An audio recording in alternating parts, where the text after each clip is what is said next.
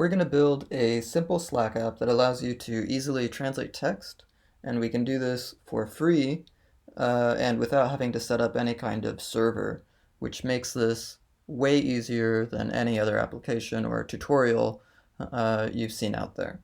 So how will the app work? You can go to Slack and type in a slash command. In this case, it will be /translate. Then type in a target language, the language you want to translate into. So in this example, we can do Japanese, which is just JA. And then you type in the text that you want to translate. So let's try good morning. And we get a response, which is good morning translated into Japanese. But we can try another language like Spanish.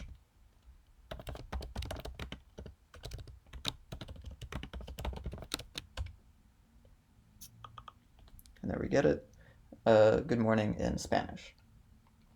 So how will we accomplish this? Well, we're going to use something called Google Apps Script.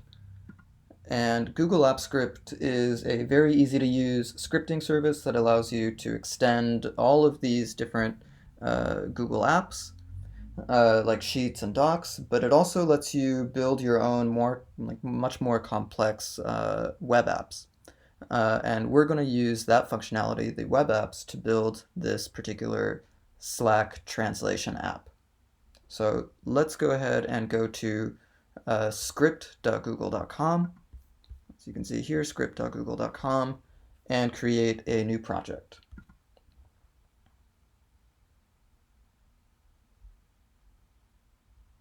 So in this project, go ahead and click the untitled project and give it a name, something like Slack Translate App. And click OK. So here we have the AppScript editor. This main pane here is the text editor. On the left, we can see any files that we've created as part of this project. In this case, there's only one, which is the code file. We have a drop-down which lists various functions that we might have in the current file. And then we have a run button and we have a debug button. So let's actually just clear out the entire editor because I don't want to use this function. So what do we need to do to make this /translate work?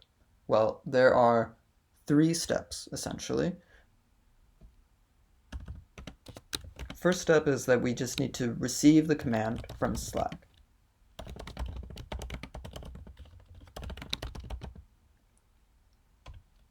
Then we need to execute the command, in this case the translation. And then we need to provide a response. So let's start with the middle step here, which is just executing the command, or in our case, translating the string that is passed to us. So we know that the basic structure of the command is /translate, then a language code, and then this string that needs to be translated. So that is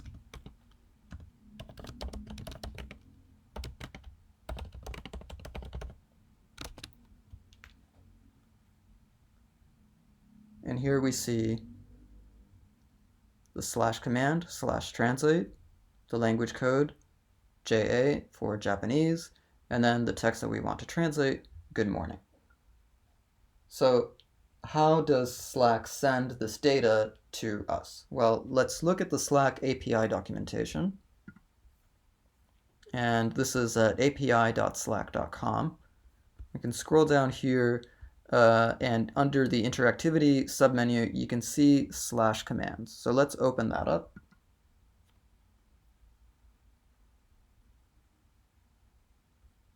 And I recommend, if you're building a Slack app, that you actually take the time to read all of this documentation. But right now, we can just take a look at the structure of /commands. So as described, we have the command, and then we have something here called text. Again, here, reinforced by Slack, /todo is the command. Everything else is the text. Now, importantly, as is specified right here, the text property includes everything after the first space following the command. So again, /todo is the command, and everything after that space is text. So we know from this portion of the documentation, Slack will give us a property called, or a variable called command, and then it will give us another variable called text. And actually, if we scroll down even further, we can see it gives us a command. In this case, the command is /weather, and then text with another property here. Again, /weather 94070. So Slack will give us this data in two properties that we want to consider: command and text. So really, we need to know, how do we parse the text value to interpret the target language that we want to translate into, as well as the text that actually needs to be translated. So let's go back to the script, and let's just create a function that is called execute, because this is the second step of execution.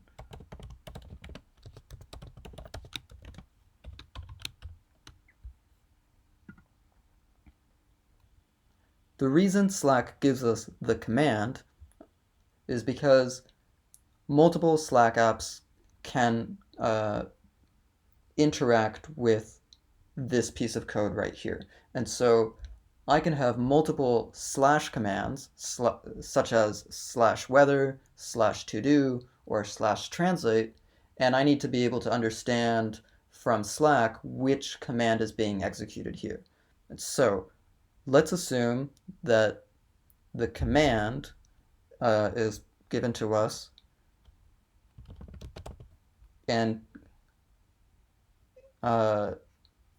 include that in the execute function call as an argument, and let's just call it command. Now, we know in this implementation we only have one acceptable command, and that is /translate.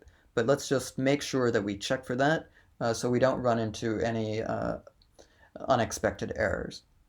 So we can do that by using a simple if check.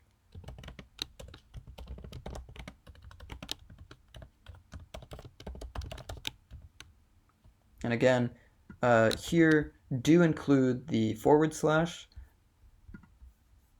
As you can see by the data that is sent to us from Slack, it is included as well. So we should include that when checking which command was sent to us. So here, command, this is a strict equality condition, which you can read into if you want, but it's really not very important for this particular tutorial.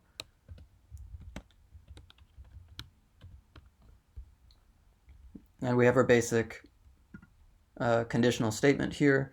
Everything within this block will run if the command exactly equals /translate, all lowercase. So now we need to break up the text into the target language as well as the actual text to translate. So let's pass in another variable here. This is the text provided by Slack. So let's just call that Slack text.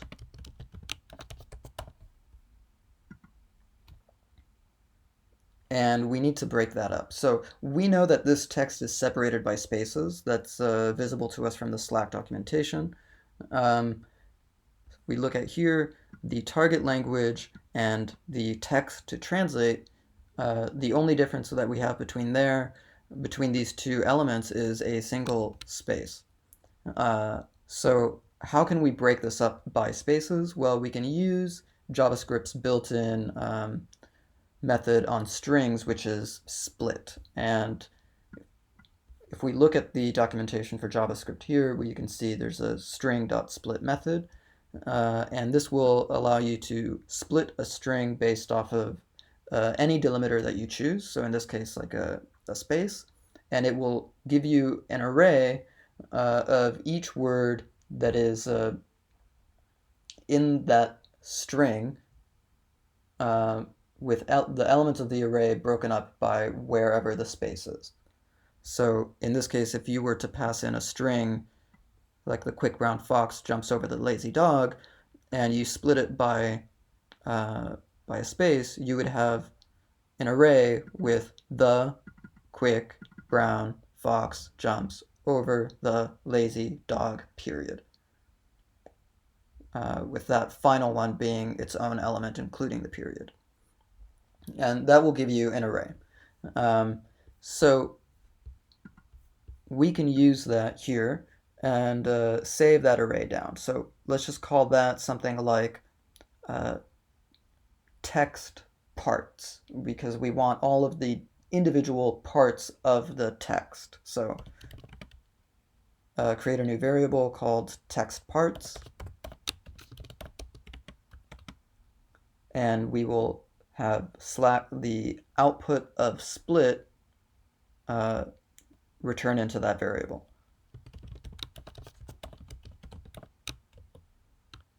So that's the variable here, /text, which we're passing in, which of course is going to equal this JA good morning dot split, and then we pass in an empty space. Okay, and let's save. So this will give us the array format of JA good morning, if that is the text that is passed in. So this will give us something like an array JA good and morning.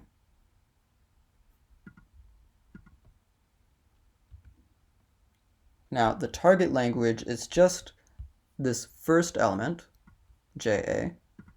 So let's save that into its own variable.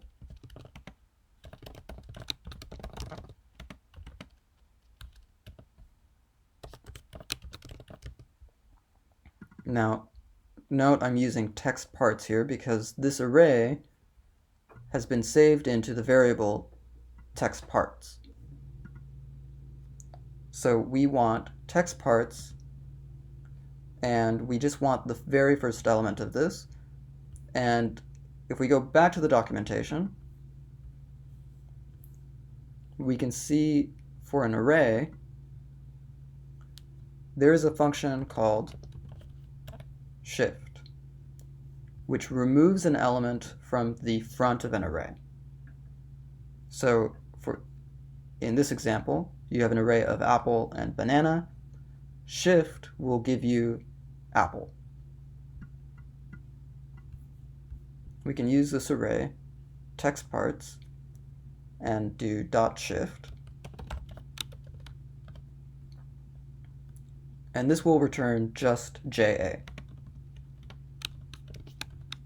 Now, the other thing shift does is it actually changes this original array and it removes JA.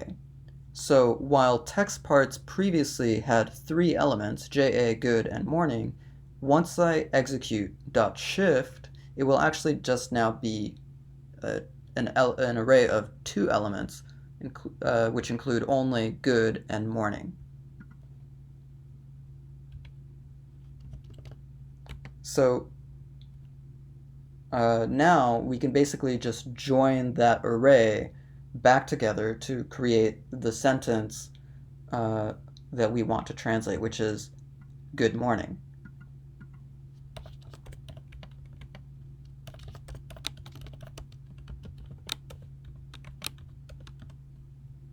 And here note, I'm joining it by a single space. So we split it up at first by spaces, and then we removed or extracted just the very first word or element of that entire string. And now we're putting it all back together, except we're leaving that target language section out. So this text will equal good morning.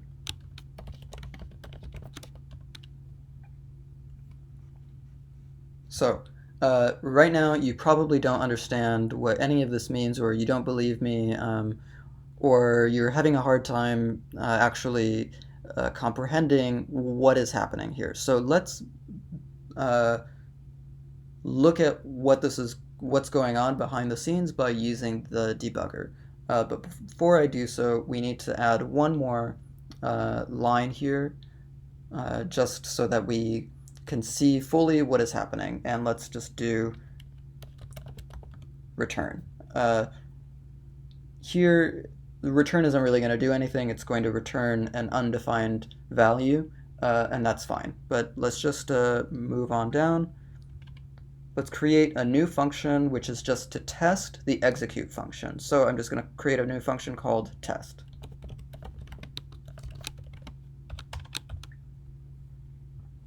And because we want to test the execute function, I'm going to copy and paste just this function signature. This is what we call the function signature. And I'm going to paste that down into the test function. You see here, this text is black. But here, these variable names are blue of some variety.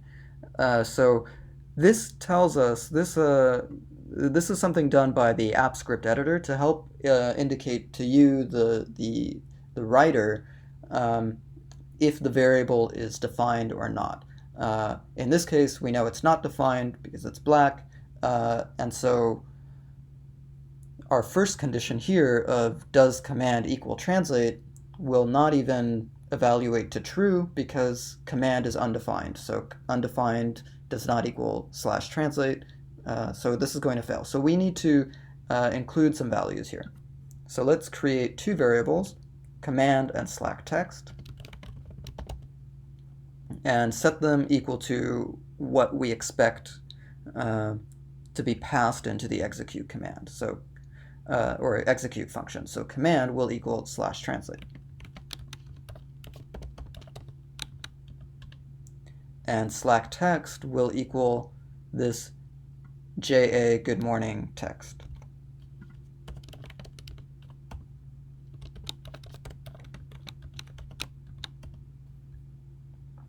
And by doing that alone, you can see this text is now blue. So that's absolutely perfect for us. Let's save that. And then go over to this last line where it says execute within your test function. And for me, this is line number 19. So I'm going to just click the 19. And that gives us a red dot. That red dot is a breakpoint.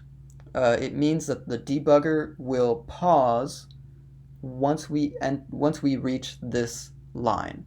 And we want that because then that allows us to go into the execute function. So we have the red dot at that line. I can go down to this function drop-down selection, and I want to run test. So select that, select test, and then click the debug button.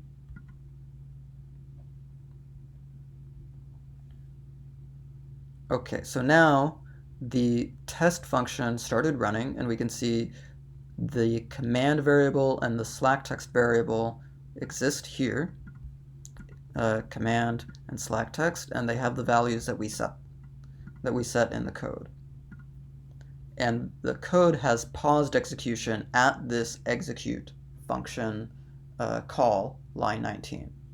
So let's go into the step in, and that will allow us to step into the execute function. You can see by the highlighting here, which was done automatically by the AppScript editor, that we're now entering the execute function. You can see here, these are the arguments for this function. They correspond respectively to command and Slack text. So command is the first one, so the index is 0, and Slack text is the second one, so the index is 1, because it's a 0-based indexing. We start from 0 when counting, not from 1 in this context. So let's continue into the next line, which is checking does command equal /translate, and we know in this case that it will. So let's go on to the next. This is doing the split, so this takes the Slack text, which is JA good morning, and it creates an array. So again, when we reach this line, we haven't yet executed it, so let's click forward. And now we can see here, text parts is an array of these elements, JA, good, and morning. And we can actually expand this to see all of the individual elements as their individual selves. But I'm going to close both of these again. So now the next line that will be executed is the target language, that is the .shift. What we will see here is that target language will equal JA, and this array, the text parts array, will change in size. It will become just good and morning. So this text parts, actually, I'll leave it open, it will just be 0 and 1, and the JA will disappear. So let's go into the next one. And we can see here, target language now equals JA. The array of text parts is just good and morning. JA has disappeared from that array, and yet we still have 0 and 1. So that is what I mean by saying that the text parts array is itself changing when we do .shift.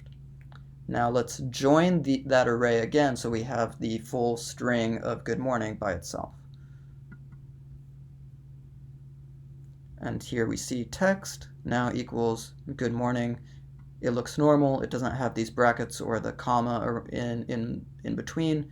So that means we have everything set exactly the way we need it. And we can continue. So let's just stop this. And now we need to actually translate the text. So how do we translate a piece of text into the target language, any target language? Well, the beauty of AppScript is that it allows you to use the Google services that were mentioned before, like Sheets and like Docs, but it also allows you to use things like Google Translate. And in this case, Google Translate is referred to as just language. So let's just click here. And note that it takes you to this tab called Reference. And it takes you to this menu, G Suite Services, and Language. So the language service allows you to translate text. It's very simple here.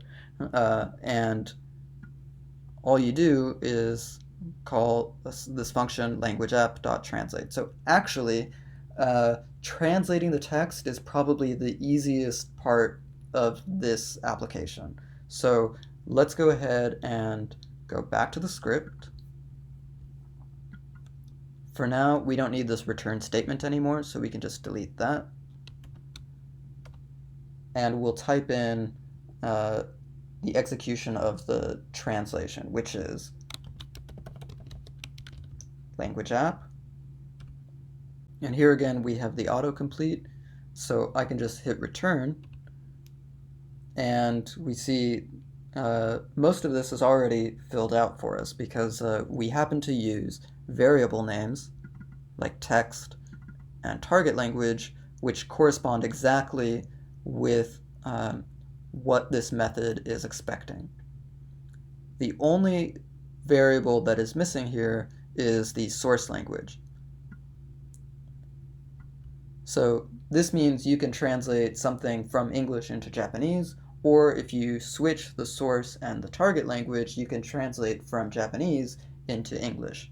But for this tutorial and the version that we're going to be doing of this particular translation app, we're just going to focus on translating from English into other languages. So the source language will always be English.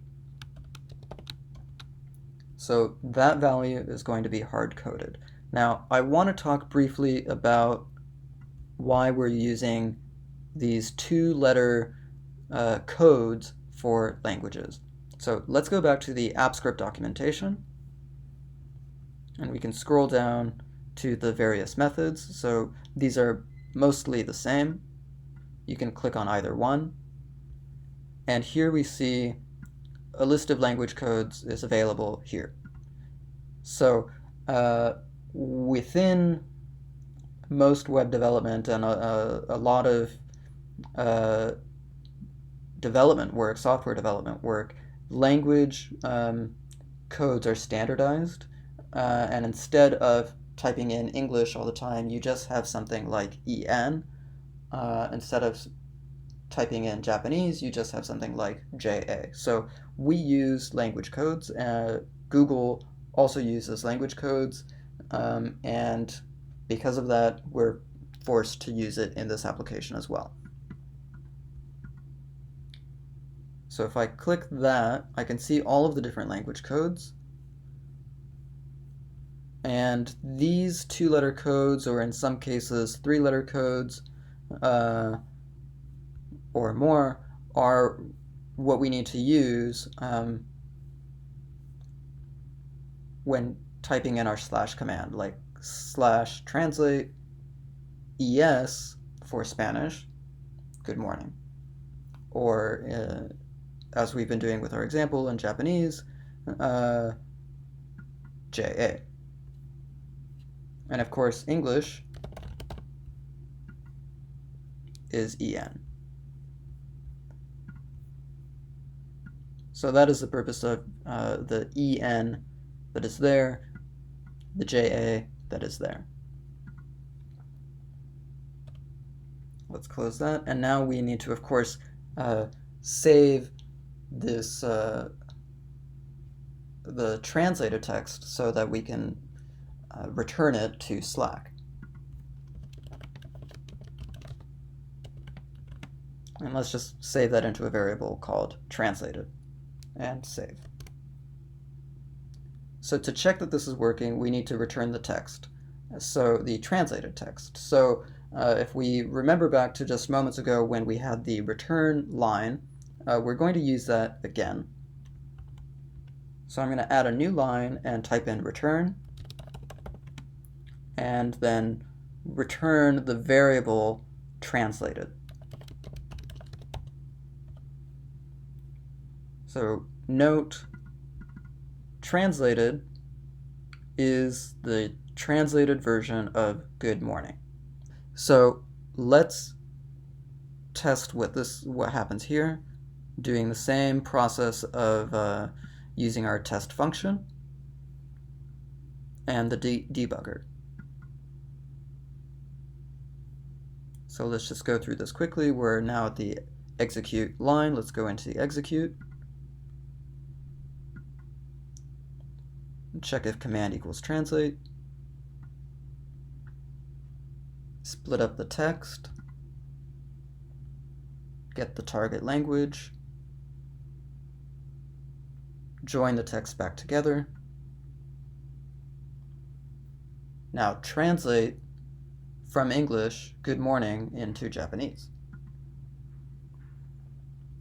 And here we see the translated text is displayed here. So this seems to be working, and that's fantastic. So let's stop this. And that is part 2, executing the command. But we still have, so let's just mark this as done. So now we need to receive the command from Slack, and then we need to respond to the command. So how do we receive the command? Well, let's save this, and let's go back to the Slack documentation. So here we see Slack actually sends an HTTP post request to a URL of our choice. And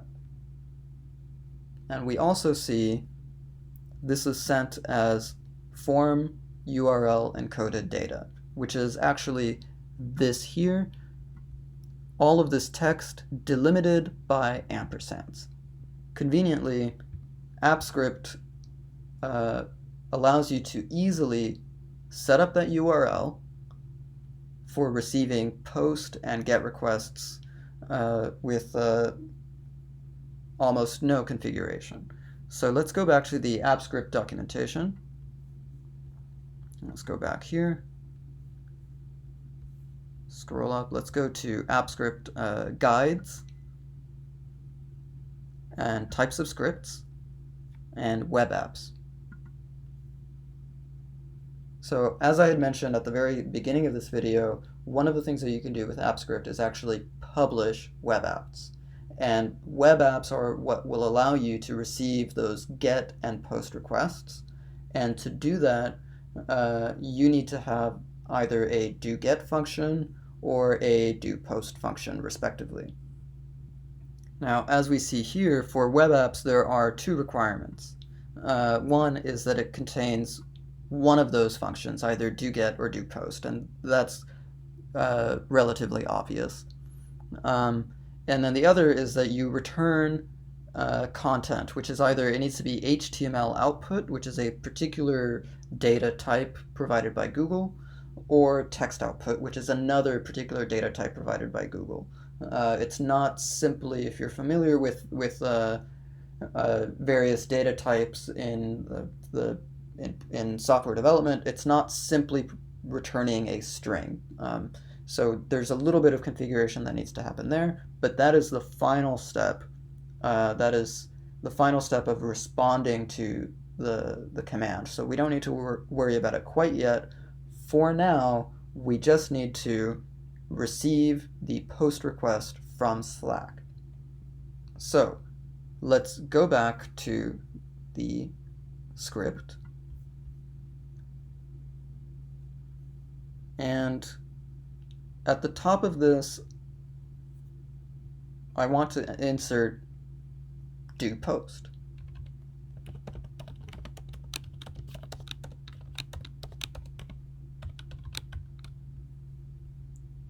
And that's it, essentially.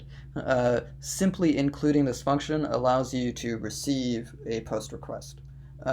This E is the event parameter. That is the event is receiving the post request. If we go back to the documentation, we can see that this event parameter has a couple properties in it, such as query string, parameter, parameters, context path, etc. And that is the data that is going to be contained within the post request, or in some cases, the GET request. And conveniently, we also see here form URL encoded text. So if we recall within Slack, this is form URL encoded text, and it's delimited by ampersands. Here again, we see text that is delimited by ampersands, so that's perfect. But even better is this text is automatically parsed for us by Google, and it's returned as e-parameter, or in some more complex cases as e.parameters. But in our case, we can simply just use the e.parameter property, and that will save us the hassle of having to interpret all of this text. So as we did with the JA space good space morning, where we had to split that up and then join it back together, we can avoid doing that by simply using e.parameter. So in case you didn't quite follow that, let's just go back to the script and you can see what I mean. So here we have e, so we can access e.parameter, and that will essentially give us this, but in an object format. So when we want just to know the command, I can actually type in e.parameter.command. And that will equal, hopefully, /translate. And then the other piece of text that we want is the Slack text. So that will be given to us using e.parameter.text.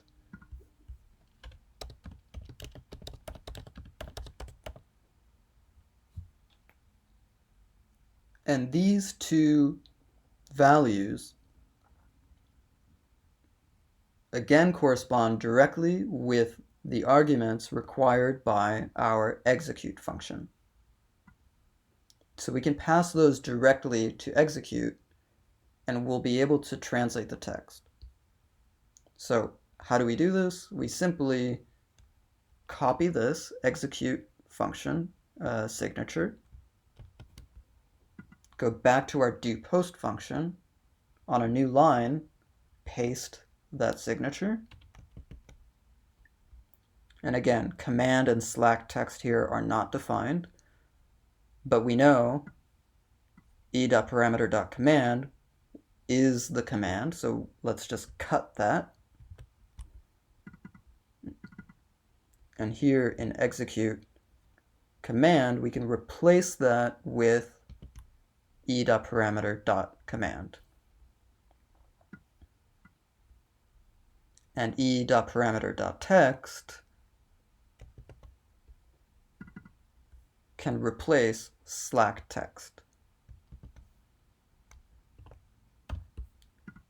Let's clean this up and save. So now our function will receive a post request. It will take the commands, command and text, which will equal these two different parts, translate and JA good morning, and it will execute whatever it is that we want it to execute, which in this case is the translation, and that will be returned. But right now, of course, the output of the execute function is not being saved anywhere. We're not doing anything with it. And so, although this will run and it will properly translate the text, it won't actually deliver it anywhere and is essentially useless. So let's save that text so that we can then return it.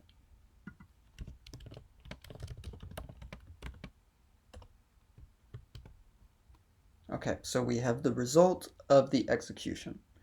And now we need to actually return that.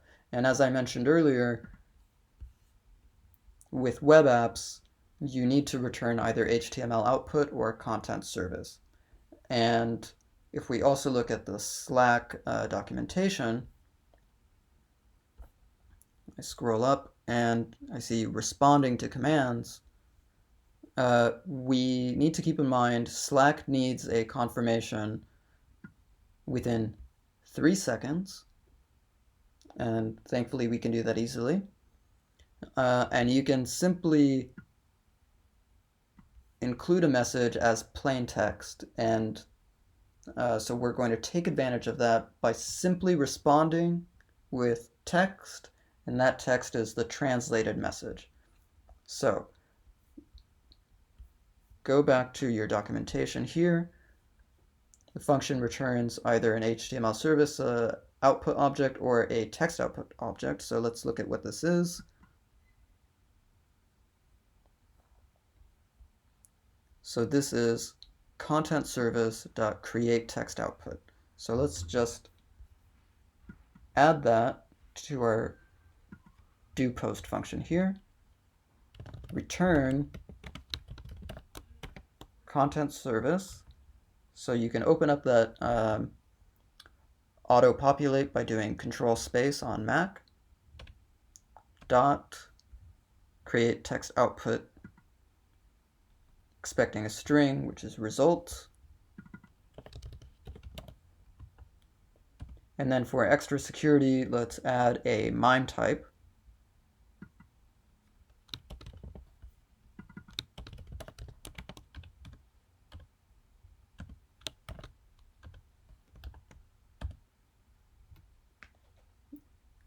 Save.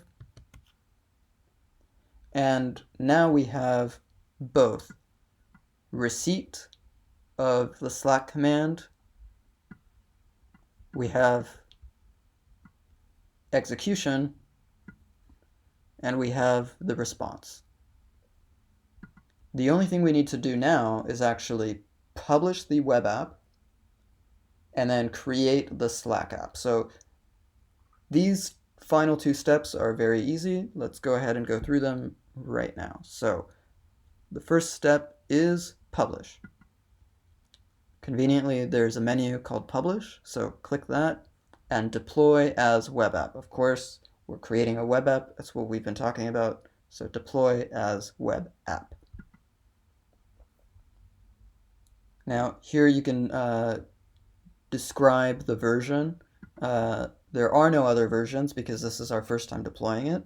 So be descriptive in here and describe the version. This is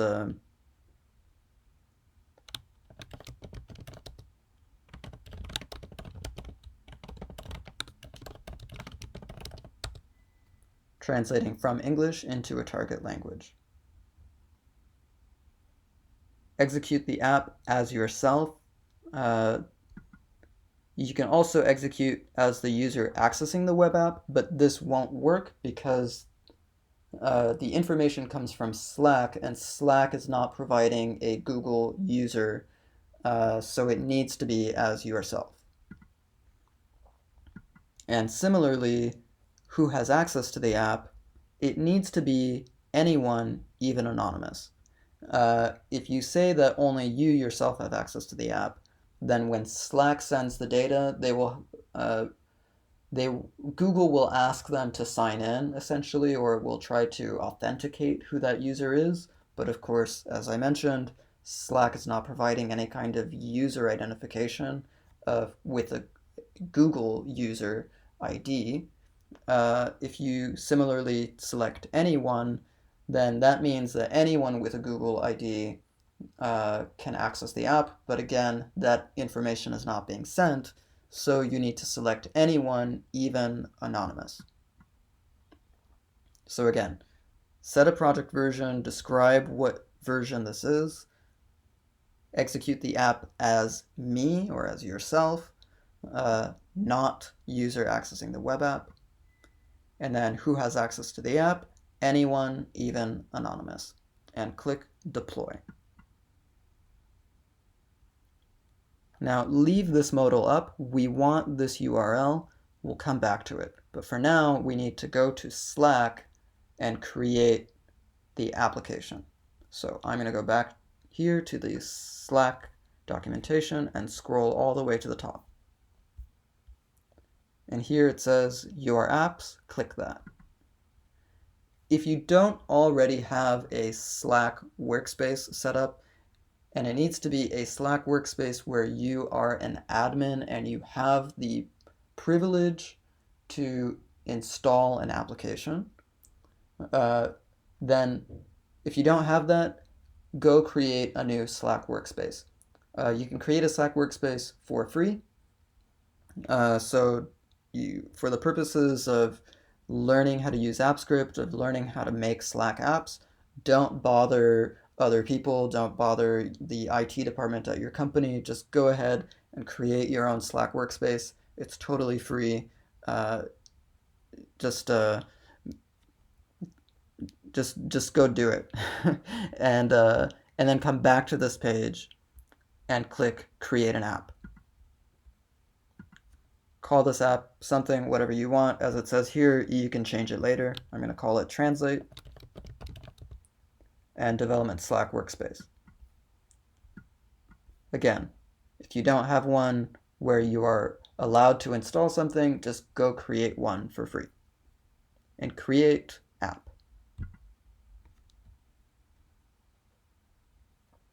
Now, this is a very simple slash command that we're using. There's not a lot of information that needs to be passed back and forth. So this configuration is actually going to be incredibly simple. You can get into much more complicated configurations. For example, if you don't want the source language to always be English, you can change that. You can allow for more interaction. But right now, we're doing something very simple. So here we have for add features and functionality, we have presented in a nice box slash commands, and that's clearly what we want. So click slash commands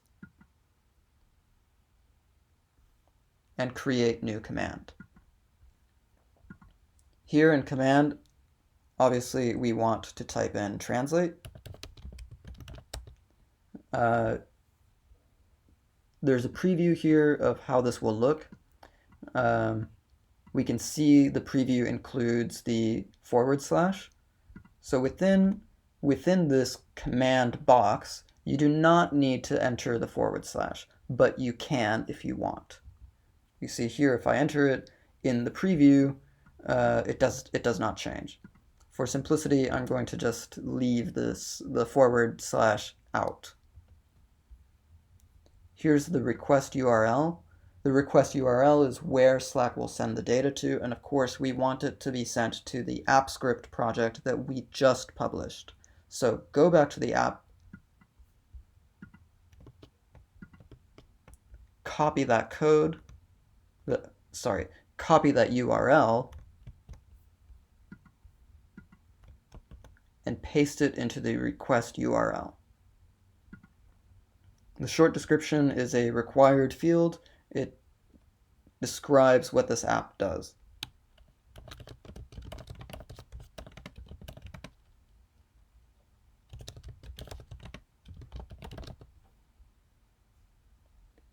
Maybe this is too long, so let's just shorten this.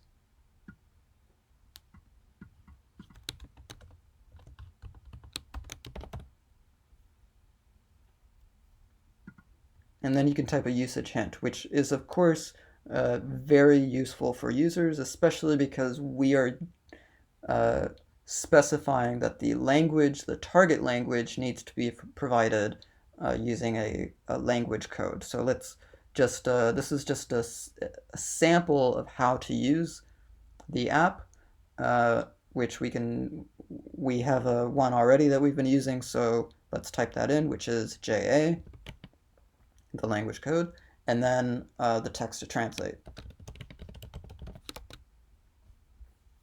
And that appears here again in the preview. This is completely optional. It just allows users to know how to use the / command. Okay, now click Save.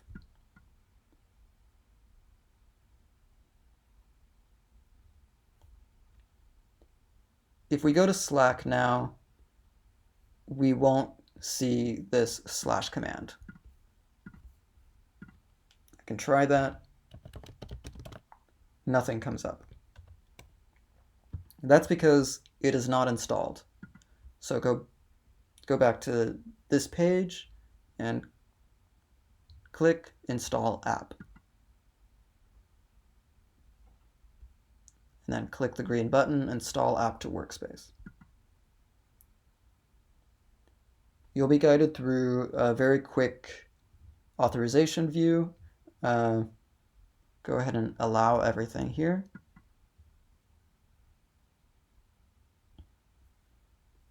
And we have a success message. And you also have this OAuth token, which you don't need to worry about. We're not going to be using it for this application. So now I can go back to Slack. And if I type in /translate, I will actually get a pop-up showing me the installed app. And there it is, /translate, JA good morning, translate into any language. So let's try this out.